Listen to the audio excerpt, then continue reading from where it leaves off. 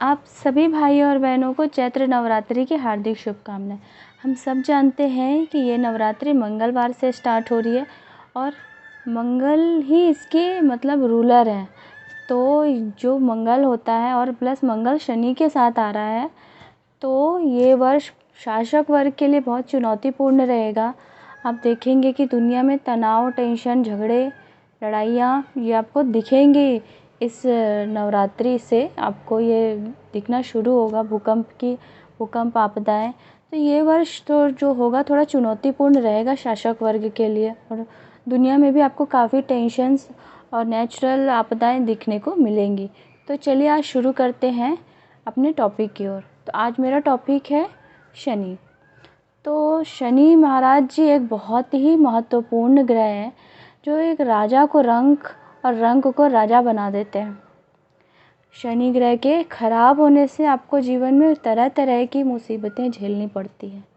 अगर किसी की कुंडली में शनि की दिक्कतें हैं तो उसको बहुत सारे रोगों से रोग भी देता है शनि, जैसे कि सूखा रोग है, पोलियो है, आर्थराइटिस है, नेत्र संबंधित समस्याएं हैं।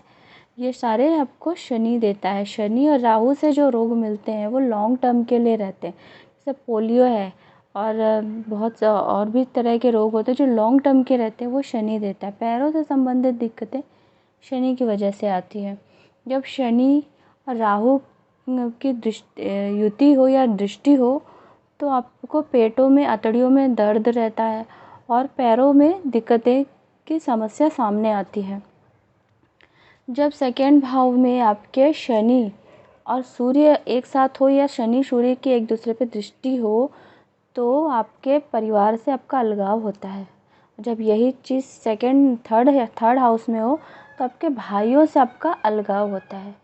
शनि, राहु, केतु ये अगर व्यय भाव में हो, युति बना रहे हैं तो, या फिर ऐसी दृष्टि पड़ रही है इनकी, तो आपको कारावास के योग बनते हैं। और जब इसमें बुध का तड़का लग जाए, बुध की दृष्टि पड़ जाए, तो बार बार कारावास के योग बनते हैं। और इसकी वजह से बार बार एक्सीडेंट होते हैं, जैसे घरों में लगातार मौतें हो रही हैं, तो वो भी कहीं ना कहीं शनि ही कारक होता है उसका। तो हमने इसकी बहुत सारी दिक्कतें गिनवाई। और शनि बहुत सारे धन, संपदा, वैभव भी देता है। अगर शनि कुंडली में बहुत शुभ स्थान पे हो और बहुत अच्छी युगों के साथ हो, अच्छी दृष्टियों के साथ हो, तो व्यक्ति एक बहुत बड़ा IITN जज बनता है। और कई बार वो बहुत एक वैभवशाली नौकर चाकर इस सभी से संपन्न जीवन जीता है। तो हम अब बात करते हैं शनि से रूलिंग जो व्यवसाय है, हम उसकी बात करते हैं। तो पेट्रोलियम, ट्रांसपोर्ट, मशीनरी, ऑटोमोबाइल, कोल, आयरन, स्टील, चमड़ा उद्योग, ये सारे शनि की रूलिंग व्यवसाय हैं। तो हम जब बोलते हैं ना शनि से रिलेटेड व्यवसाय, तो ये सारे व्यवसाय शनि से ही रिलेटेड व्यवसाय हैं। और अब आते हैं कि इसका उपाय क्या है। जो मैंने जितनी समस्याएं गिनवाई, इसका उपाय क्या है, कैसे आप शनि से रिलेटेड मिलने वाली जो समस्याएं हैं उसका निराकरण कर सकते हैं, उसका निवारण कर सकते हैं। तो शनि के अधिष्ठात्री देव हैं शिव जी। आप जितना शिव जी की आराधना करेंगे, शिव मंदिर जाके पूजा करेंगे, वो आपको कहीं ना कहीं आप शनि के उपाय कर रहे हैं। शनि, राहु, केतु मतलब ये तो सभी ग्रहों को ही अच्छा करता है, सभी ग्रहों का ही ये उपाय है शिव जी की आराधना।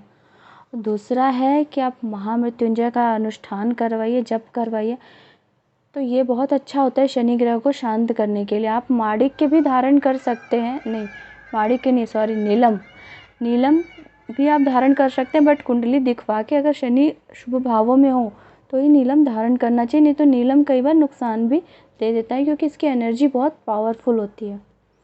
और तीसरा है कि आप काले तिल, काली उड़द और छाया पात्र में दान करें। मतलब सरसों के तेल को किसी लोहे के पात्र में लेके उसमें अपना फेस दे के उसको दान कर दें।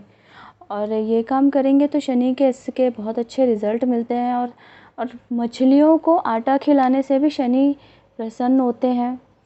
और काले कुत्ते को या कुत्ते की सेवा कर उसको बिस्किट खिलाने से भी शनि ग्रह का जो दुष्प्रभाव है वो कम होता है।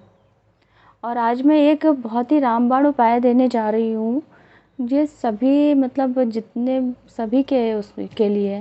अगर बहुत बड़ी मुसीबत में फँस गए हैं, बहुत बड़े संकट में फँस गए, कुछ भी समझ में नहीं आ रहा है कि क्या करें, तो आपको किसी निर्जन स्थान में शिवालय को देखना है और फिर वहाँ पे जाके आपको लगातार 11 दिन विधिवत रुद्राभिषेक कराने हैं। आप देखेंगे कि आपसे किस बड़ी से बड़ी समस्या है, तो आपको उसका समाधान मिल जाता है, उसका निराकरण मिल जाता है। तो आप अगर किसी या तो आप किसी से ये चीज़ शेयर कीजिए, तो उसका भी फ़ायदा होगा। तो आज के लिए इतना ही। मैं फिर आऊँगी कुछ नए टॉपिक्स को लेके, कुछ बहुत अच्छी-अच्छी बातें लेके। आज के लिए इतना ही। जय श्री राम।